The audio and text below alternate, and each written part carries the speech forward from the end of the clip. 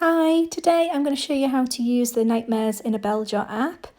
Once you've downloaded the app onto your phone, just click Start and it'll ask where you are.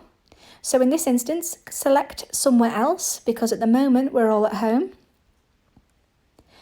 And as you can see, my cat is now sitting on the sofa and the app is asking for a well-lit flat area. And once it has found the right position, a rectangle will appear. So just tap that rectangle and your creature will appear on screen. On the bottom of the screen, you can see some teardrop shapes. If you want to change your creature, just tap a different teardrop and a new creature will appear on screen. You can also take your phone in closer, almost as if the creature is in front of you, and you can go in. You can go even closer by tapping on the magnifying glass, and that will show you different features for each creature. So in this instance, we have some tentacles.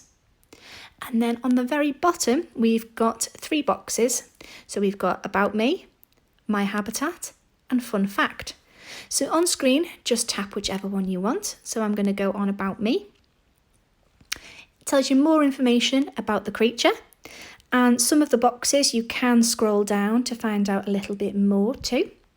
Tap the cross on the top right and it returns you to the screen.